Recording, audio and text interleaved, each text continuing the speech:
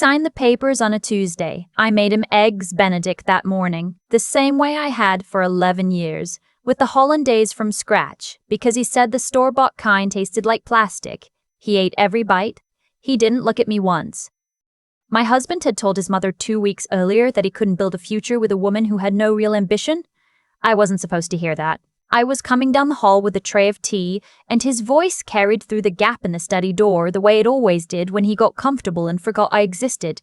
He said I was kind, that I'd always been kind, but that kindness wasn't enough to anchor a life. He said he needed someone who understood what it meant to grow, someone at his level. His mother said quietly that she'd always thought so too. I set the tray down on the hall table and went back to the kitchen and turned the kettle back on and stood there until the water boiled again. His name is Derek. He's a senior project manager at a commercial real estate development firm in downtown Calgary. He makes good money. He has always known exactly what he makes, down to the decimal, and he has always been very clear that this precision is what separates people who build things from people who just watch things get built. That was a real thing he said to me once at dinner, not to be cruel, just because he believed it so completely that it had stopped occurring to him to soften it. I am, on paper, a bookkeeper. I have a small client list. I work from home, which Derek once described to his colleagues as me doing some accounting stuff from the house. I remember the exact moment he said it, because we were at his firm's holiday party, and the woman he was talking to turned to me with the particular smile people give when they're deciding whether you're worth talking to, and I smiled back and said yes.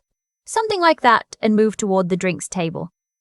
What Derek did not know, and what I had never found the right moment to explain, was that my accounting stuff included managing the books for 4 mid-sized property holding companies across Alberta and BC, 2 of which I had a silent equity stake in as part of my compensation arrangement. It did not include, and this is the part I've had to explain to people since, any malicious intent to deceive him. I simply stopped correcting his assumptions a long time ago, around the time I realized that every time I did try to explain, he'd nod and then say something like, "That's great, babe," and go back to whatever he'd been doing. He wasn't interested, and after a while, his disinterest became, for me, a kind of privacy I didn't know I needed. We met when I was 28.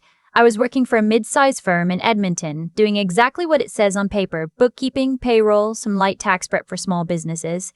Derek was visiting a client in the same building. We got stuck in the elevator together for 40 minutes when the system went down, and by the time the doors opened, we had made plans for dinner. He was charming in the way people are when they're genuinely enthusiastic about themselves and assume you'll be too. I was, for a while. He was funny and driven, and he laughed loudly, and he made me feel in the early years like I was standing next to a lit window. We got married 3 years in. We moved to Calgary because his firm transferred him and it made sense and I could work remotely. We bought a house in Brentwood, or rather, I made the down payment and we split the mortgage, but Derek always referred to it as our house in a way that didn't quite acknowledge what our meant in practice. I let it go. I was busy. This is the part I should explain, because people always want to know how it happened. Around year 4 of our marriage, one of my small business clients, a woman named Carol who ran a property management company out of Red Deer, asked if I'd be interested in a different kind of arrangement. She was expanding.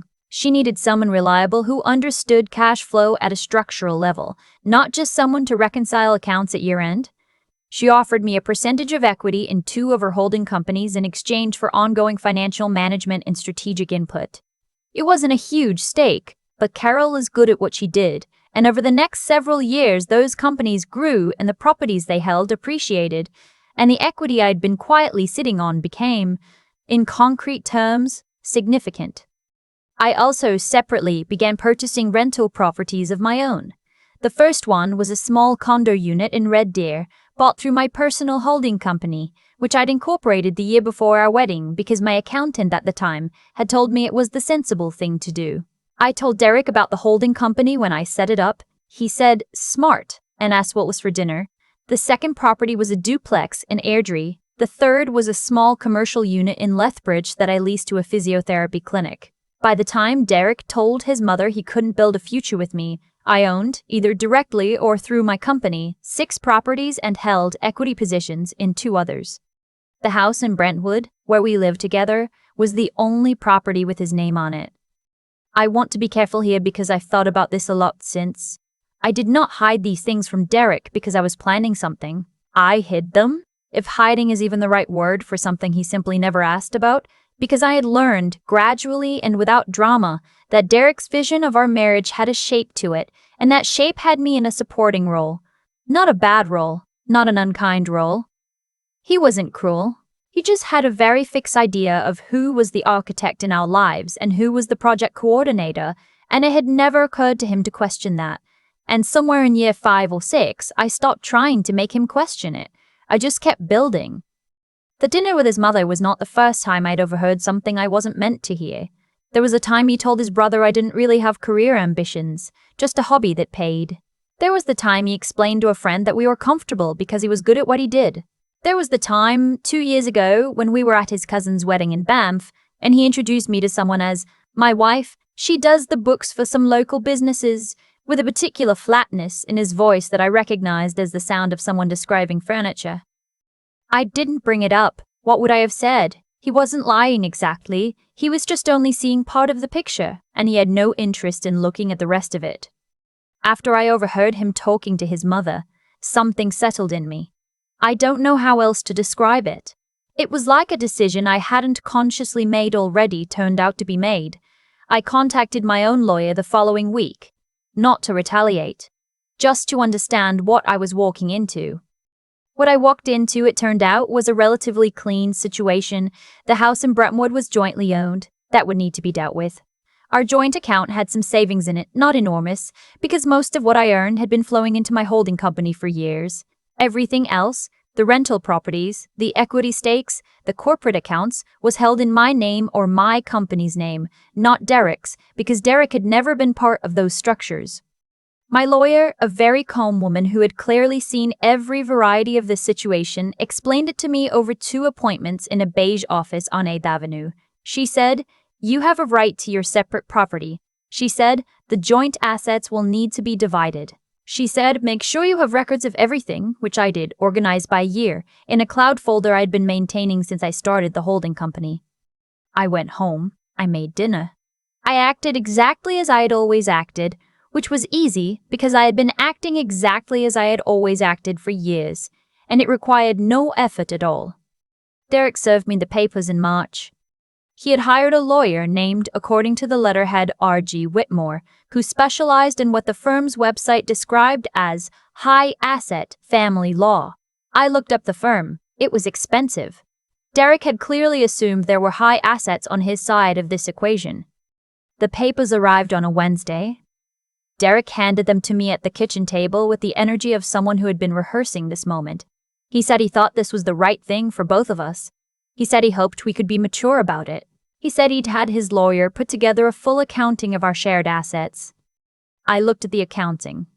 It listed the house, our joint savings account, Derek's pension and RRSP, which he was not offering to split, just noting existed, a car we owned jointly.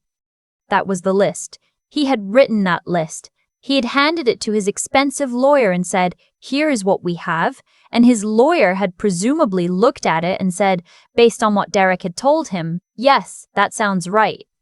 I said I would have my lawyer look it over. Derek nodded with the air of someone who considers a formality complete. What happened next took about 3 weeks.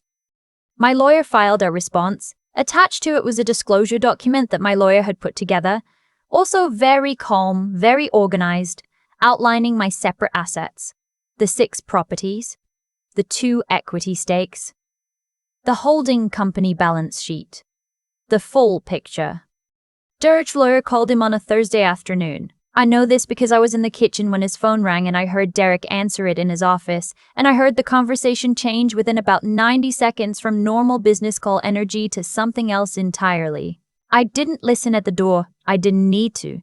I poured myself a glass of water and sat at the kitchen table and looked out the window at the yard, where the crabapple tree we'd planted the first spring in the house was just starting to bud. Derek came downstairs about 20 minutes later. He stood in the kitchen doorway. He looked, honestly, like a man who had just been told the building he'd been working in for years was not on the street he thought it was. He said, "Why didn't you tell me about this?" And I said, "I did. In year 1, when I incorporated. You said, smart, and asked what was for dinner. He said that wasn't the same thing. I agreed that it wasn't. He said his lawyer was telling him that everything in my holding company was separate property, that he had no claim to it, that the asset list he provided was, his lawyer's word, apparently incomplete. I said that sounded accurate. He said, but you've been doing this for years, all of this, and you never said anything. And I thought about that. I thought about the elevator in Edmonton. I thought about the holiday party and the smile. I thought about Banff and his cousin's wedding and the word furniture and every dinner and every morning and every conversation where he had looked at me and seen the bookkeeper and felt, I think, privately relieved. I said, you never asked. He didn't have an answer to that. Derek is very good with answers.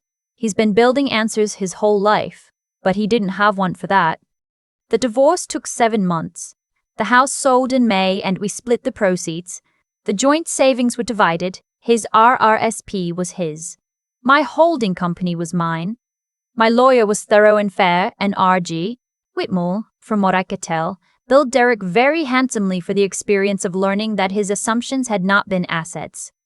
I moved into a condo in the Beltline that I had owned for 2 years, one of the rental properties which had become vacant in January when the tenant's lease ended. I had not planned this. Or maybe I had planned it the way you plan things when you've been quietly watching your life arrange itself around a truth no one else has noticed yet. On the first Saturday in the new place, I painted the living room a color called Quiet Harbor, a blue-gray that Derek would have said was too dark and made the room feel small. It doesn't. It makes the room feel like mine. My clients still call me their bookkeeper. Carol sent me a bottle of Okanagan wine and a card that said, "To new chapters," which made me laugh in a way I hadn't laughed in a while. My sister came and helped me hang curtains, and we ordered Vietnamese food and sat on the floor because I didn't have a couch yet, and she said you seem lighter, and I said I didn't realize how heavy I'd gotten. People ask me sometimes why I didn't say something sooner, why I didn't show him, why I let him spend 11 years with that particular image of me. I think about that. The honest answer is that I tried, and then I stopped trying, and then I forgot that I'd ever wanted him to know. The business became something that existed in its own right, on its own terms, and after a while, I realized that his opinion of it, of me, had no bearing on any of it. It kept growing whether he understood it or not. That's the thing about building something quietly. You stop needing anyone to see it. It becomes enough that it's there. Derek is renting a condo in Tuscany, one of the newer developments northwest of the city. I know this because we have a mutual friend who mentioned it without thinking.